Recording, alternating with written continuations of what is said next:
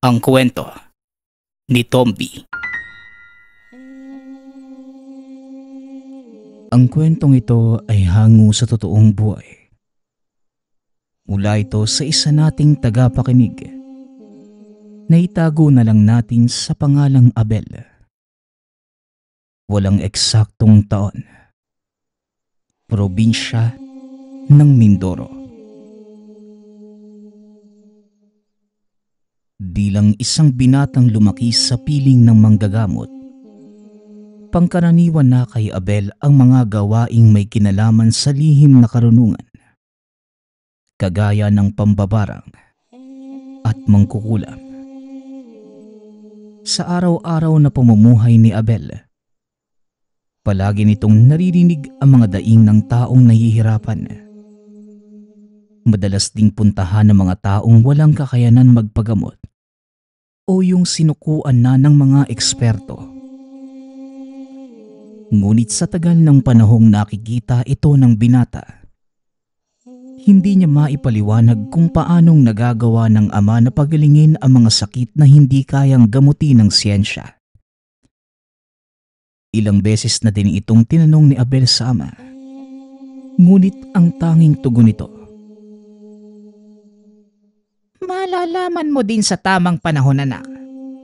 Kaya habang hindi pa dumarating ang araw na yon, pag-aralan mo ng mabuti ang ating kaalaman. Dahil ito ang naging sandigan ng ating angkan. Tanging karangalan ang may papamana ko sa iyo." Ito ang mga katagang laging binibitawan ni Mang Bartolome sa binata. Noong mga panahong nasa 8 taong gulang pa lamang siya. Ngunit lumipas ang ilang taon. Hindi pa din ipinapaliwanag na matanda ang tungkol sa pinagmula ng kanilang kakayanan. Dahil dito, naisip ni Abel na magsanay ng mabuti. Sinundan nito ang yapak ng kanyang ama. Hindi naglaon. Naging katuwang ni Mang Bartolome ang binata. Hanggang sa dumating ang pagkakataon para malaman ni Abel ang buong katotohanan tungkol sa kanilang angkan. Isang pasyente mula sa syudad ang dumayo para magpatingin. Ngunit sa kasamaang palad, hindi na ito kaya ng matanda. Ito ang unang pagkakataong tumanggi si Mang Bartolome sa isang pasyente. "Pasensya na kayo, pero hindi ko na kayang lunasan pa ang sakit ng kasama ninyo. Masyado nang malala ang kanyang karamdaman. At isa pa, nakatakda na ang kanyang kamatayan." Wika ni Mang Bartolome. Nagalit ang mga kaanak ng pasyente. Malayo pa ang pinanggalingan ng mga ito. Ngunit kahit ano pa ang gawin nila, sadyang hindi na mapilit si Mang Bartolome. Wala nang nagawa ang mga ito kundi ang umuwi. Nang makaalis na ang pasyente, kinuha ni Abel ang pagkakataon para kausapin ang ama. "Tay, ano pong nangyari? Bakit tinanggihan niyo yung pasyenteng yun? Hindi ba sisiw lang naman sa inyo yung ganung uri ng karamdaman?" Tanong ng binata. "Tama ka, anak. Kayang-kaya ko ngang pagalingin ng taong yon. Pero wala na akong kakayanang harapin ang nagdulot ng sakit sa kanya. Hindi pangkaraniwang sakit ang taglay ng taong yon, Abel. At maaari kong ikamatay kapag tinanggap ko ang pasyente." Tugon ni Mang Bartolome. Dahil wala pang sapat na kakayanan si Abel, wala itong magawa kundi ang sumunod sa utos ng ama. "Kung may kakayanan lang sana akong kagaya sa inyo, hindi ko tatanggihan ng kahit sinong lumapit sa akin." Wika ni Abel. "Abel, kahit ako ay hindi ko din gustong tanggihan ng kahit sinong pasyente. Pero ayoko ding ibuwis ang natitira kong buhay. Lalo pat hindi ko pa naipapasa sa iyo ang kaisa-isang pinagkukunan natin ng lakas bilang manggagamot. Tugon ng matanda. Di ba tay, naituro mo na sa akin yung halos lahat ng nalalaman mo? At mga bagay na kailangan kong malaman. Ano pa ba yung hindi niyo sinasabi sa akin, tay? Siguro nga ay napapanahon na para malaman mo ang buong katotohanan tungkol sa kasaysayan kung bakit tayo naging pamilya ng mga manggagamot. Wika ng matanda. Tumayo ito at kinuha ang malaking librong itim na nakapatong sa ilalim ng altar. Muli itong naupo sa tabi ni Abel. Nagsimulang magsalaysay.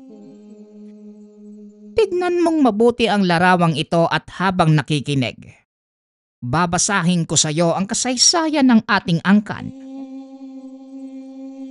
Wika ni Mang Bartolome. Ang mga sumusunod na tagpo, pagbabalik tanaw ng matanda sa kasaysayan. Ng mga panahong ito, binata pa si Mang Bartolome. Namumuhay ito ng mapayapa kasama ang pamilya. Nakatira sa munting tahanan sa labas ng kabayanan. May maliit na lupang sakahan na siyang pinagkukunan ng kanilang pang-araw-araw na pangangailangan. Nang mga panahong yun, sobrang hirap ang mamuhay. Lalo pa na ang buong probinsya ay nasa ilalim ng pananakop ng pwersa ng mga sundalong Hapon. Napilitang iwanan ng pamilya ni Mang Bartolome ang tahanan upang makapagtago sa kalupitan ng mga Hapon. Marami na sa kanilang mga kakilala ang namatay. Natakot ang ama ni Mang Bartolome na si Tatang Gilbert na baka pamilya na niya ang susunod. Ay nako, kailan pa kaya matatapos ang digmaang ito? Nakakapagod na ang magpalipat-lipat ng lugar. Naaawa ko sa mga bata. Crescencia, napuno na ng takot ang mga isipan at puso nila nang dahil sa digmaan. Ayoko lang dumating sa punto na kainin din sila ng galit. Wika ni Mang Gilbert. Kahit ako din naman, Gilbert. Ayokong mabahira ng dugo ang kamay ng dalawa nating anak. Hanggat maaari mas gusto kong mamuhay sina Bartolome at Simon ng mapayapa. Pero sa panahon ngayon, mukhang malabong mangyari at wala din tayong magagawa dahil wala naman tayong sapat na kakayanan para labanan ang mga sundalong dayuhan. Tugon ni Aling Crescencia. May kakayanan tayo, tay. Kung gustuhin ninyo, pwede tayong lumaban.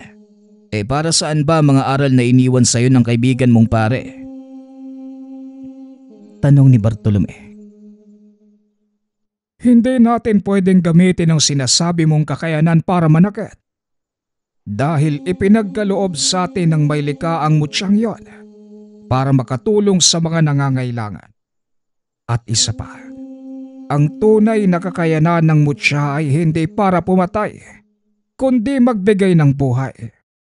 Kaya kung gagamitin mo ang kapangyarihan ito para manakit ng kapwa, mawawala ang bisa ng mutya. Sa oras na mangyari ang bagay na yon, nangangahulugan lang na nabigo ako sa aking misyong pangalagaan ng mutyang ito. Pagpapaliwanag ni Tatang Gilbert. Isang tagapangalaga ng mutya ang matanda. Ipinagkaloob ito ng isang maharlikang engkanto para magamit sa panggagamot. Kapalit ng pagpapagaling ni Tatang Gilbert sa karamdaman ng mga tao ay ang kaluwagan sa pamumuhay. Hindi ito naniningil ng kahit ano sa sino mang napapagaling. Ang mismong mutya ang nagkakaloob sa kanila ng mga pangangailangan sa pang-araw-araw na buhay. Minsan nagugulat na lamang ang matanda dahil may mga bayong ng prutas na naiiwan sa kanilang mesa o hindi kaya sa labas ng tahanan. Minsan mga ligaw na hayop kagaya ng usa baboy ramo, o hindi naman kaya ay labuyong manok. Naging kontento na ang matanda sa ganoong pamumuhay. Kahit na walang pera, hindi naman sila nagugutom. Ano ba talaga yung mutyang yan, tay? Nagtataka lang ako kung paano niyong nakuha yan. Sinabi niyo sa amin noon, ibinigay ito ng isang engkanto. Pero sa totoo lang, hindi din po ako naniniwala. Hindi ko din naman nakita ang sinasabi niyong maharlikang engkanto Wika ni Bartolome. Bartolome, unawain mong mabuti ang sasabihin ko. Ang pananalig sa mga mabubuting engkanto ay parang paniniwala sa hangin. Hindi mo nakikita, pero alam mong nandyan lang sa paligid. Dahil nararamdaman mo, hindi mo man nakikita ang mga engkantong nagbigay at nangalaga sa mutya. Ngunit nararamdaman at nararanasan mo ang kanilang probisyon at pagkalinga. Pagpapaliwanag ng matanda. Napag-isip-isip ni Bartolome sa sinabi ng ama. Natatandaan nga nito na kahit minsan ay hindi sila nawala ng makakain. Kahit pa nasa kalagitnaan sila ng digmaan. Kung ganun tay, bakit hindi nilang tayo kunin ng mga engkanto at dalhin sa lugar nila? Tanong ng binata. Hindi maaari, Bartolome. Hindi tayo mabubuhay sa mundo nila. At kung sakaling gawin nila yon, kailanman, hindi na tayo makakabalik sa mundo ng mga tao. Isa pa, may misyon tayong dapat gampanan. At ang misyong yon, wala sa mundo ng mga engkanto, kundi nandito sa mundo nating mga tao. Bilang tagapangalaga ng mutya, tungkulin natin ang magbigay lunas sa mga taong nangangailangan. Sa ngayon, hindi mo pa ito mauunawaan. Pero darating ang panahon, Bartolome. Mag-antay ka lang. Wika ni Mang Gilbert. Simula noon, hindi na nagtanong pa si Bartolome sa ama ng mga bagay patungkol sa mutya. Nagpatuloy ang buhay. Bagaman punong-puno ng takot, nagawa pa din ni Tatang Gilbert ang kanyang misyon. Hanggang sa dumating ang panahong kailangan na nitong ipasa ang mutya kay Bartolome. Nang mga sandaling yon, nakaratay na si Mang Gilbert. Nakaupo sa tabi ng matanda ang dalawang anak na si Bartolome at Simon. Hindi na ako magtatagal pa. Kayong dalawang magkapatid, palagi niyong tatandaan ang dahilan kung bakit tayo nabubuhay. Kailangan niyong magpatuloy kahit wala na ako. Bartolome, ihahabilin ko sa iyo ang mutyang ito. Dahil ikaw ang nakakatanda at sana wag mong gamitin sa pangsariling interes ang kakayanang ibibigay nito sa iyo. Ikaw naman, Simon, ang magiging katuwang ng iyong manong Bartolome sa pagtupad ng misyong iiwanan ko sa inyo. Huwag kang magsasawang tumulong ng walang hinihinging kapalit. Wika ni Tatang Gilbert. Matapos ay kinuha nito ang isang maliit na supot mula sa ilalim ng unan. Inilagay ito sa kamay ni Bartolome. Muli itong nagsalita. Tanggapin mo ang mutsyang ito ng buong puso. Huwag kang magpapadala sa kahit anumang tukso o gamitin ito para sa pansariling interes. Simon, sana maunawaan mo ang pasya ko. Hindi sa sinasabi kong higit na karapat-dapat ang kapatid mo kaysa sayo. Pareho kayong karapat-dapat. Pero may kanya-kanyang obligasyon na dapat gampanan. Wika ng matanda. Alam ko po yun, tay. Huwag po kayong mag-alala. Dahil tutulungan ko po si Manong Bartolome. Magpahinga na po kayo. Tugon ni Simon. Ipinapangako namin na nasa mabuting kamay ang mutsyang ito at walang sino man ang maaaring makakuha sa amin. Masaya akong lilisan sa mundong ito dahil panatag ang aking kalooban. Malaki ang tiwala ko sa inyo mga anak. Kayo na ang magpatuloy ng aking sinimulan. Wika ni Mang Gilbert. Matapos magsalita, binawian na din ng buhay si Tatang Gilbert. Sa paglipas ng panahon, tuluyang humupa ang kaguluhang dulot ng digmaan. Nagapi ang mga sundalong dayuhan at unti-unting nagbalik sa dati ang kanilang pamumuhay. Ipinagpatuloy ni Bartolome ang panggagamot. Samantalang si Simon naman, nagpa siyang umalis para hanapin ang sarili. Hindi naman ito pinigilan ng kapatid dahil alam niya na may sariling tadhana si Simon na kailangang tuparin. Maraming taon ang nakalipas. Nagkaroon ng sariling pamilya si Bartolome. Kagaya ng ama, nakilala ito bilang isang mahusay na manggagamot sa lugar kung saan sila napadpad. Ngunit kahit nawala ng digmaan, hindi pa din nawawala ang kaguluhan. Malaki ang pinsalang dinulot nito sa kabuhayan ng mga tao. Hirap pa din sa paghahanap ng pagkain ang bawat isa. Umaabot pa sa puntong kailangan nilang manakit ng kapwa para lamang may maipakain sa kani-kanilang mga pamilya. Isang araw, habang nanggagamot, biglang sinugod na mga armadong kalalakihan ang tahanan ni Mang Bartolome. Nagpakilala ang mga itong hukbalahap. Sila ang mga taong lumaban sa mga Hapon. Kasalukuyan pa ding tinutugis ang mga dayuhang naglipa na sa buong panig ng bansa. Magandang araw sa iyo, kaibigan. Naparito kami para kolektahin ang inyong buwis. Wika ng isa sa mga kalalakihan. Napahinto sa ginagawa si Bartolome. Kinausap ang lalaki. Kumuha kayo ng kahit anong makukuha nyo mula sa mga gulay at prutas na yan. Wika nito. Ngunit sinipa ng lalaki ang mga nakatumpok na gulay sa sahig. Hindi yan ang gusto naming alay. Alam kong binabayaran ka ng mga pasyente mo. Kaya amin na ang pera.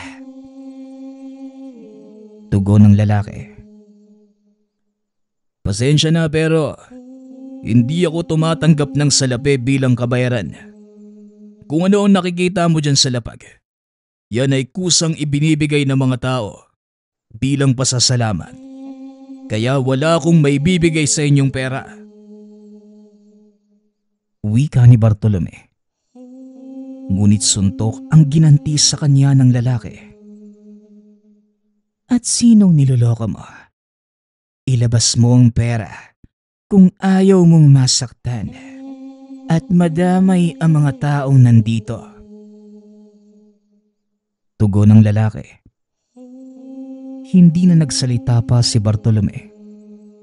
Tinitigan lamang niya ito. Muling nagpatuloy sa ginagawa. Dahilan para lalo itong mainis. Muling lumapit ang lalaki kay Bartolome. Inambahan itong hahatawin ng baril. Ngunit biglang nanigas ang katawan ng taong yon at unti-unting bumagsak sa lupa. Sinabi ko na sa iyo na wala akong maibibigay na salapi. At hindi ba nasa batas ninyo na kung ano ang kinikita ng isang mamamayan, yun din ang buwis na ibabayad nila. Kaya yan, kunin niyo ang kaya niyong dalhin. At isang beses mo pang ilapat ang kamay mo sa akin. Sisiguraduhin kong hindi kayo makakalabas ng buhay sa lugar na ito. Wika ni Bartolome. Isa-isa namang dumampot ng gulay at ilang hayop ang mga kasamahan ng lalaki. Nagpasya na ding umalis. Simula noon, kinatakutan nila si Mang Bartolome. Wala na ni isa man sa kanila ang bumalik para maningil ng buwis. Sa paglipas ng mga araw, naging mapayapa ang pamumuhay ng pamilya ni Bartolome. Naisilang na din si Abel. Naisipan nitong muling bumalik sa kanilang bayan at doon magpatuloy ng kanilang bagong buhay. Ngunit hindi pa din nawala ang mga taong naghahangad na gumawa ng masama sa kanila. Maliban pa sa mga tao, naroon din ang mga engkantong hinahangad namang makuha ang tangang mutya. Sanggol pa lamang na mga panahong ito si Abel. Siya ang madalas na pagbalingan ng mga elemento.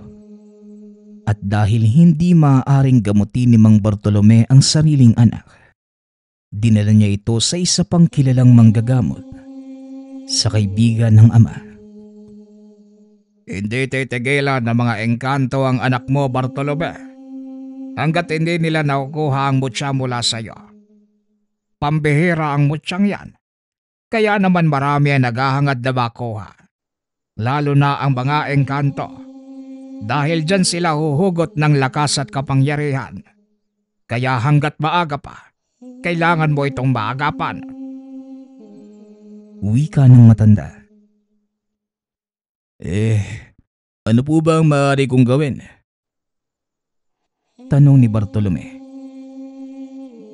Kung maaaring ibaon mo sa katawan ng bata ang mutya ng atis, gawin mo. Nang sa ganon, manatili itong ligtas. Dahil kung ilalagay mo lang sa sisidla ng mutyang yan, mararamdaman ng mga engkanto ang presensya at susundan nila ito. Ngunit kung maibabaon mo ito sa katawan ng anak mo, mawawala sa radar ng mga elemento ang presensya ng mutya. Tugon ni Mang Dario. Pero ano ang kasiguraduhan na magiging ligtas sa panganib ang aking anak, Manong? Nandiyan pa din naman ang panganib. Hindi naman natin may iwasan yon. Pero hindi na ganun kalala. Ang kagandahan pa nito, sigurado ang anak mo ang magmamana ng iyong kaalaman. Hindi ba yun naman ang gusto mong mangyari? Tugon ni Mang Dario. Pinag-isipang mabuti ni Bartolome ang sinabi ng matanda. Napagpasyahan ito na sundin ang payo. Ipinabaon ni Mang Bartolome ang mutya sa katawan ng sanggol na si Abel. Isang pares ng mutya ng atis ang hawak na matanda ng mga sandaling yon. At ayon kay Mang Dario, isa lamang ang kailangang ibaon sa katawan ng paslit. Habang ang isa naman, panghahawakan ni Mang Bartolome para hindi tuluyang mawala ang bisa nito. Ilang araw matapos ibaon ang mutya sa katawan ni Abel, nilagnat ang sanggol. Sa loob ng ilang araw, walang tigil ito sa pag-iyak. Ayon kay Mang Dario, unti-unting tinatanggap ng katawan ni Abel ang mutya at normal na reaksyon lamang yun. Makalipas ang ilang araw, unti-unting bumuti ang kalagayan ng paslit hanggang sa tuluyan na itong nagbalik sa dating sigla. Balik tayo sa kasalukuyan. Kung ganun, nasa akin pala ang kapares ng mutyang hawak niyo, tay. Bakit hindi niyo sinabi sa akin noon? Tanong ni Abel.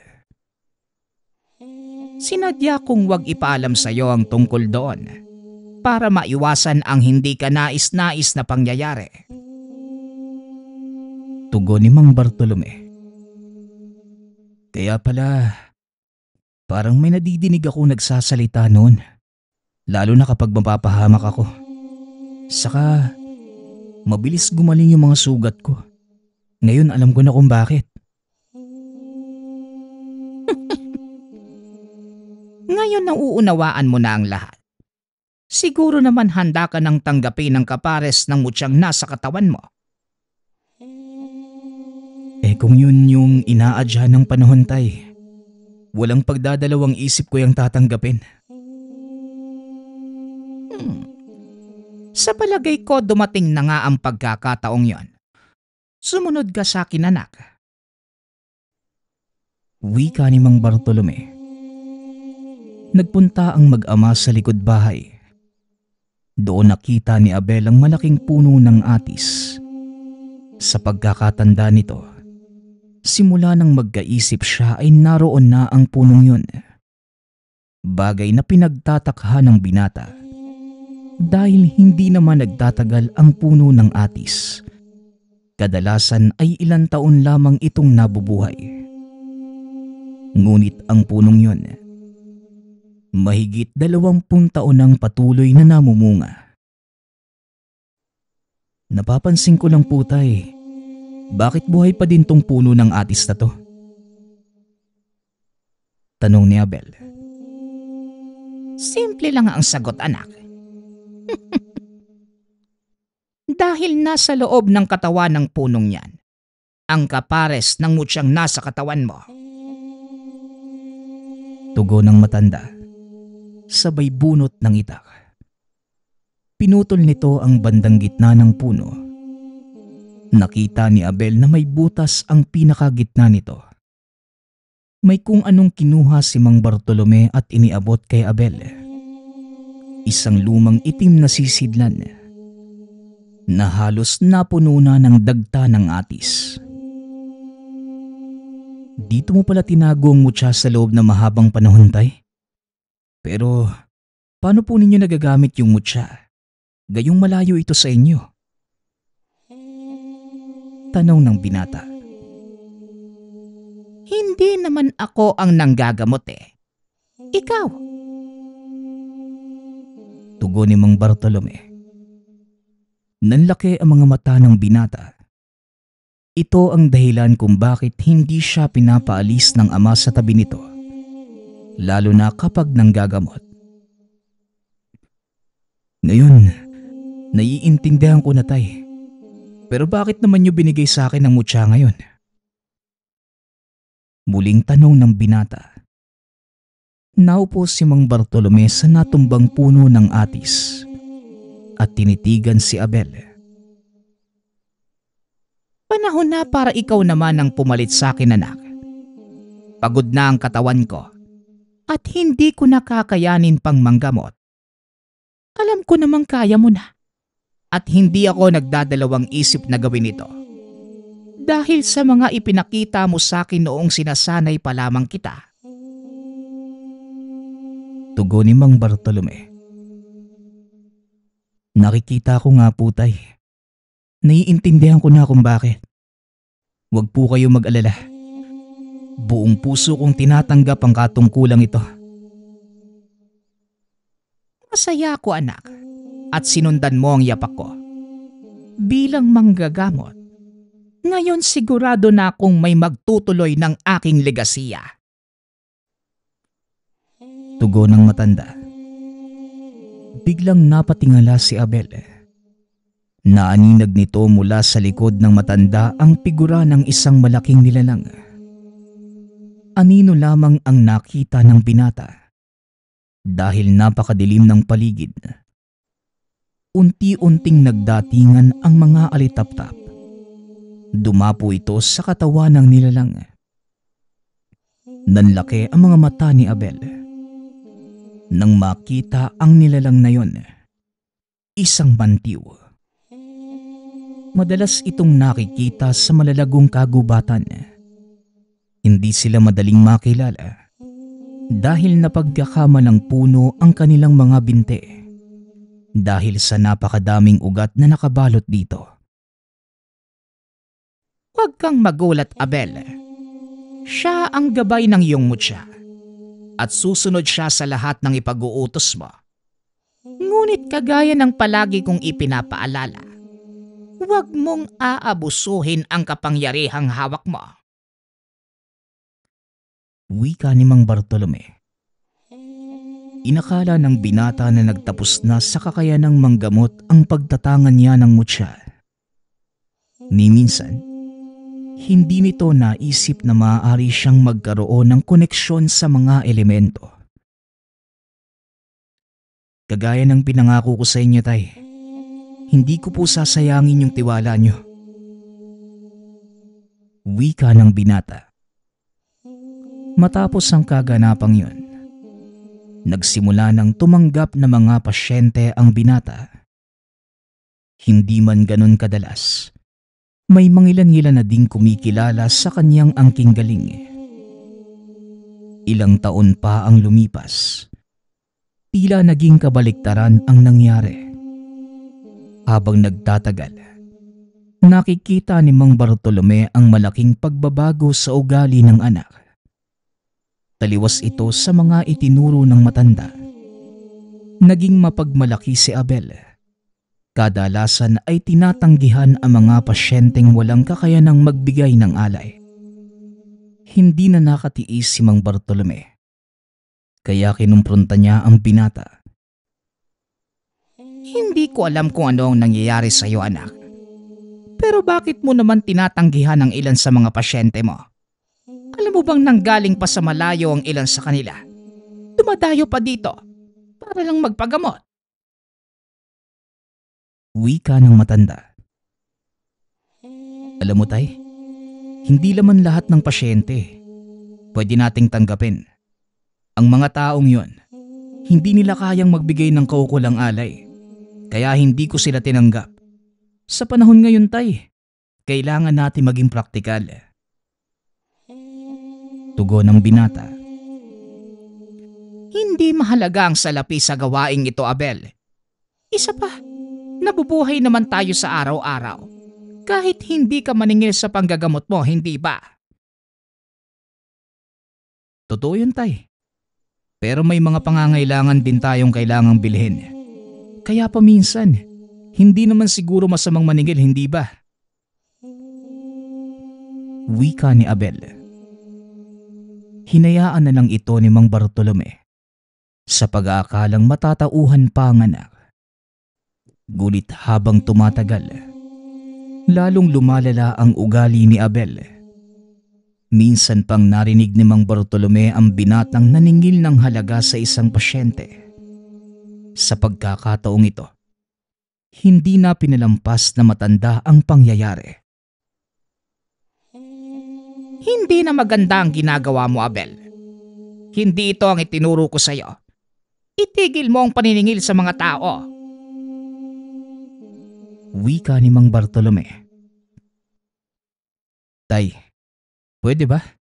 Ako ang nanggagamot at hindi niyo ko pwedeng utusan ko ano ang gagawin ko. Isa pa, hindi naman siguro masamang singilin yung mga tao may sobra-sobrang yaman, di ba? Tugon ng binata.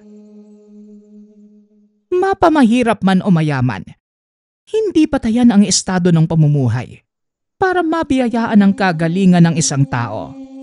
Itigil mo na ang paniningil kung ayaw mong bawiin ko sa iyo ang mutya. Banta ng matanda. Hindi nito inaasahan ang sunod na ginawa ni Abel. Babawiin? Sa tingin mo, ibabalik ko pa sa iyo ang mutya ng hatis? Pasensya na, Tay, pero hindi niyo ito makukuha sa akin. Wika ni Abel, sabay tulak sa matanda. Hindi alam ni Mang Bartolome ang nangyayari sa anak. Nalungkot ang matanda. Bahagyang nakaramdam ng pagsisisi at panghihinayang. Hindi nito inaasahang magbabago ang ugali ng anak na pinagkatiwalaan ng lubos. Ilang araw ding hindi umuwi ang binata. Hinanap ito ng matanda. At sa wakas, nakatanggap ito ng balita na may nakakita kay Abel sa bayan. Dali-daling pinuntahan ng matanda ang lugar na sinasabi. Nakita ang binatang nakikipag-inuman sa isang grupo ng kalalakihan. Abel, oras na para umuwi ka. Marami nag-aantay sa'yo. Wika ni Mang Bartolome. Hayaan mo silang magantay. Karamihan sa kanila, gulay lang din naman at buhay na manok ang ibinibigay nila. Tugon ng binata. Laking gulat nito nang biglang may sumuntok sa kanya. Maging si Mang Bartolome, nagulat nang makita kung sino ang taong yon. Walang hiya kang bata ka. Ganyan ka bang pinalaki ng iyong ama? Yan ba ang itinuro niya sa'yo? At ikaw namang Bartolome, naging pabaya ka. Tignan mo ang nangyari. Wika ni Mang Simon. Simon, anong ginagawa mo dito? At kailan ka pa nakabalik ng bayan? Tanong ni Mang Bartolome. Sino ba tong pakialamerong matandang to? Wika ni Abel, sabay sugod sa matanda. Bagay na pinagsisihan ng binata. Sinalo ni Mang Simon ang kamao nito. Itinulak. Dahilan para tumilapon ang binata palabas ng kubo. Ang lakas ng loob mong suntukin ng tiyuhin mo. Sino ka ba sa palagay mo, ha? Wika ni Mang Simon. Siya ang nakababata kong kapatid Abel. Ang tiyo Simon mo. Kayong dalawa, magtigil na kayo. Nakakahiya sa maraming tao. Sita ng matanda. Binitbit ni Mang Simon si Abel pauwi ng tahanan. Doon itinuloy ang pagdidisiplina dito. Ilang araw na kitang inoobserbahan, Abel. Anong ginagawa mo? Ito ba ang kapalit ng tiwalang ibinigay ng kapatid ko sa'yo? Wala kang utang na loob. At ang kapal na mukha mong gamitin ng mutya ng aming ama sa pansarili mong kapakanan. Sigaw ng matanda. Ako na ang bagong tagapangalaga ng mutsyang to. Kaya gagawin ko anong gusto ko. Wala na kayong pakialam doon. Aba talagang, sinusubukan mo ko. Hindi mo alam kung ano ang sinasabi mo. Kaya ngayon pa lang, sigapin mong matauhan. Dahil kung hindi, ako ang uumpog ng ulo mo sa haligi ng tahanang ito. Para maalala mo kung bakit ikaw ang pinili ng tatay mo na magmana ng kakayanan. Ako nang bahala sa anak ko Simon. Pasensya ka na. Nadatnan mong ganito ang aming naging buhay. Wala kang dapat ihingi ng tawad sa akin, Manong. Ang tampalasan mong anak ang dapat gumawa nun. Wala akong dapat ihingi ng kapatawaran sa inyo. Lalo na sa'yo. Ngayon nga lang kita nakilala eh. Ang lakas naman ng loob mong… Hindi na ituloy ni Abel ang sasabihin. Dahil biglang sumakit ang balikat nito kung saan nakabaon ang mutya ng atis. Napasigaw ito. Unti-unting nasusugat ang bahaging yon ng katawan. Napalingon si Mang Bartolome kay Mang Simon. Nakita nitong nag-uusal ng dasal ang kapatid habang nakatutok ang mga kamay kay Abel. Ilang sandali pa, lumabas ang mutya mula sa balat ng binata. Namilipit ito sa sobrang sakit. Hindi na babagay sa isang kagaya mo ang mutsyang ito. Sa isang kahihiyan, naturingang ikaw ang pinagkatiwalaan ng iyong ama. Pero inilagay mo sa malaking kahihiyan ng ating pamilya. Wika ni Simon. Pasensya na Abel. Pero tama ang tiyo Simon mo. Pinatunayan mo lang na hindi ka pa handang magmana ng kapangyarihan ng mutya. Pasensya na.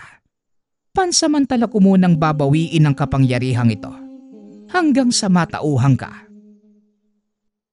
Wika ni Mang Bartolome. Biglang tumakbo palabas ng tahanan ang binata. Akbang hahabulin pa sana ito ng ama. Ngunit pinigilan siya ng kapatid. Hayaan mo siyang matauhan. Hindi ko namang kinuha ang mutya sa katawan niya. Ilusyon lamang ang lahat. Pero hindi niya magagawang gamitin ang kakayanang ito dahil sinelyuhan ko ang kanyang katawan. Wika ni Mang Simon. Ginawa niya ito para magsilbing aral sa pamangkin. Kinuha naman ni Mang Bartolome ang pagkakataon para kausapin ang kapatid. Ano nga pala ang nagtulak sa iyong bumalik sa bayang ito? Ang buong akala ko patay ka na.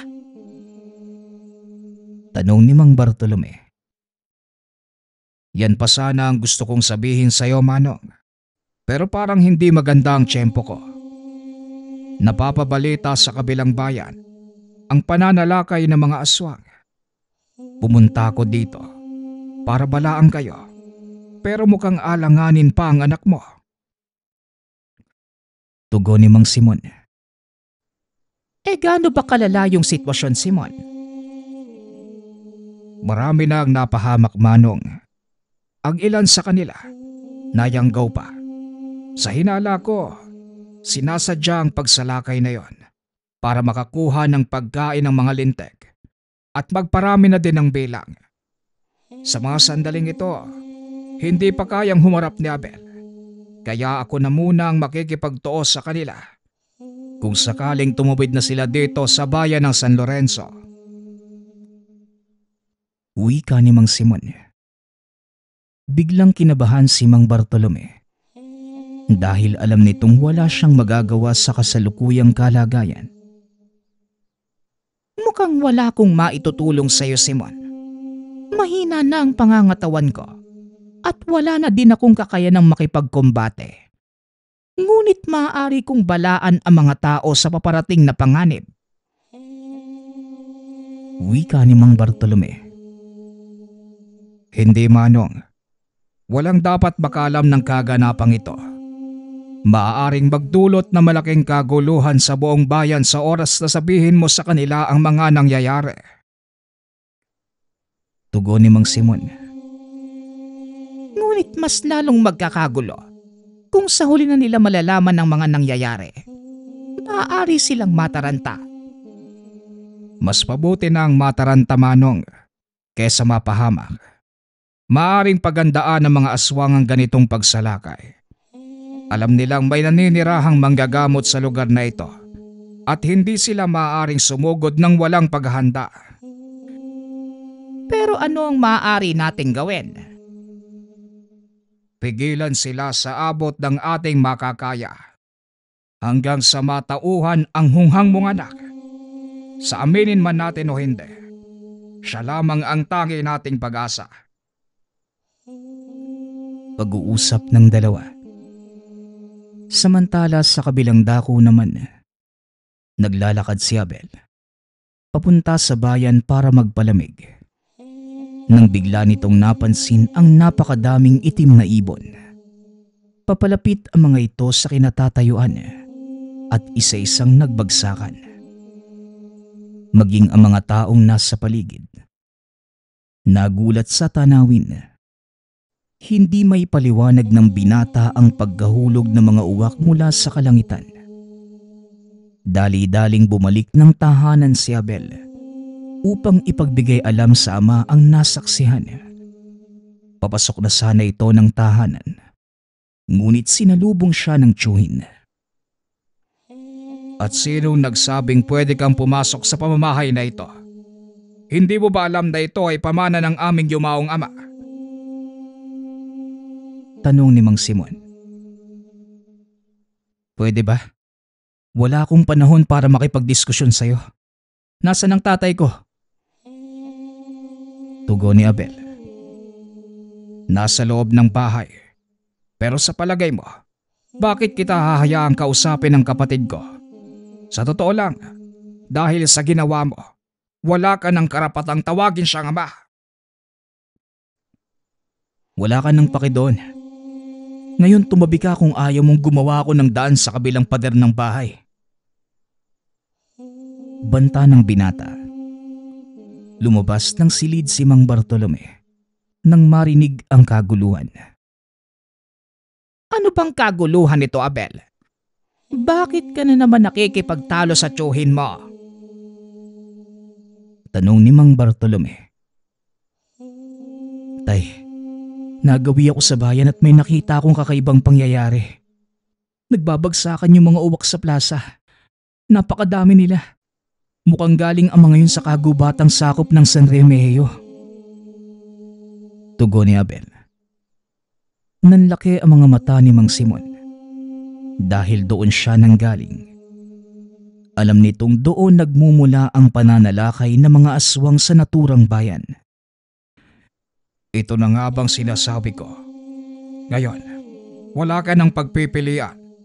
Sa ayaw at gusto mo, gagamitin mo ang kakayanan mo para labanan ng mga paparating na kalaban. Ano bang sinasabi mo? Anong paparating na kalaban? Nababaliw ka na ba? Tay, may saltik ba tong kapatid mo? Ayusin mo ang pananalita mo, Abel. Kundi tatamaan ka talaga sa akin. Totoo ang sinasabi ng tiyuhin mo. Ang nakita mo kanina, palatandaan ng isang panganib. Nalason ang mga uwak na yon.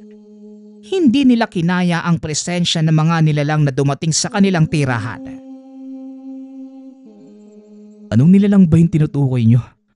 Saka bakit malalason ng kanilang presensya ang mga uwak?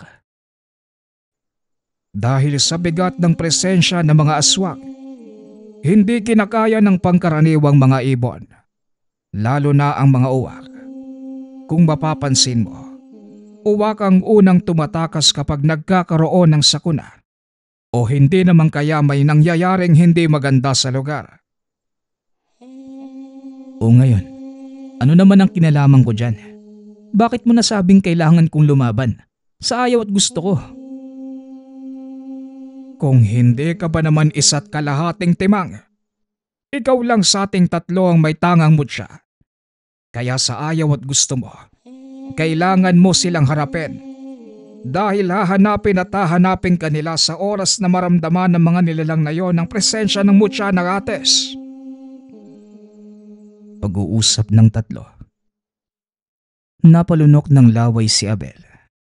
Dahil hindi nito lubos akalaing magkakaroon siya ng engkwentro sa mga aswang. Alam kong bago sa iyo ang senaryong ito, Abel. Pero tama ang tiyuhin mo. Ikaw lang ang pag-asa namin para mapigilan ang paparating na panganib. Wika ni Mang Bartolome. Hindi ba? Ginuha mo na sa akin ang mutya. Bakit pa ako makikialam sa bagay na yan? Tanong ni Abel. Hindi ko malaman kung anong klaseng pag-iisip ang meron tong anak mo, Manong. Hindi mo ba nararamdaman sa sarili mong nandyan pa din ang mutya? Wika ni Mang Simon. Pinakiramdaman ng binata ang sarili at napangiti ito. Ano ba yung ginawa mo? Kitang-kita ko at ramdam ko yung ginawa mong pagkuha ng mutya sa balikat ko. Ilusyon ang lahat ng yon. Ginawa ko ito para matauhan ka. Ngayon maghanda ka na dahil tayo ang sasalakay sa lungga ng mga aswang na yon. Teka, sandali lang. Aswang ang pinag-uusapan natin dito. Bakit tayo ang sasalakay? Huwag ka nang magtanong. Bilisan mo na! Wika ni Mang Simon. Dali-dali namang kumilos ang binata. Hindi nito alam kung ano ang dadamputin. Kaya iniabot ni Mang Bartolome sa kanya ang itak na pag-aari ng ama. Heto, gamitin mo ang itak na ito. Mula pa ito sa iyong lolo. Wika ni Mang Bartolome. Hindi na nagsalita pa si Abel. Kinuha nito ang itak. Sinunda ng tiyuhin. Habang naglalakad, nakita ng binata ang ilan pang mga uwak na nagkalat sa daan. Mukhang nahuli na tayo, Abel. Nandito na sila. Tignan mo sa gawing yon. Wika ni Mang Simon. habang itinuturo ang mga taong naglalakad papunta sa kanilang direksyon. Kakaibang bigat ang naramdaman ni Abel nang makita ang mga kalalakihang paparating. Ang nararamdaman mo, ang presensya ng mga aswang. Kung mahina ang dungan mo, babagsak ka na lang ng hindi mo namamalayan. Paliwanag ng matanda. Dinukot ni Abel ang isa pang mutya sa bulsa. Nilagay sa kanyang bibig. Sabay bunot ng itak mula sa sisidlan. Mukhang hindi naman sila ganun kalakas ah. Siguro naman, kakayanin natin sila. Wika ni Abel. Nanlaki ang mga mata ni Mang Simon nang maramdaman ang biglaang pagbabago ng aura ng binata. Abel, hindi lang panggagamot ang kakayanan ng mutya ng Ates. Ang kapares nitong mutya, may kakayanang magbigay ng lakas at liksi ng pangangatawan. Malamang ngayon mo pa lamang ito madidiskubre. Maninibago ka, pero sa bandang huli, masasanay ka din. Wika ng matanda. Sabay tulak kay Abel papunta sa mga kalaban. Hindi naman nagpapigil ang binata. Ibinunto nito ang galit sa mga dumating na kalaban. Kayo, kanina pa akong naaaburido sa mga nangyayari. Tapos dadagdag pa kayo? Wika ni Abel. Sabay sugod sa mga kalalakihan. Mabilis namang nakaiwas ang ilan sa mga aswang. Ngunit tinamaan ang isa sa mga ito. Paulit-ulit na tinaga ni Abel ang kalaban hanggang sa tuluyan itong mamatay.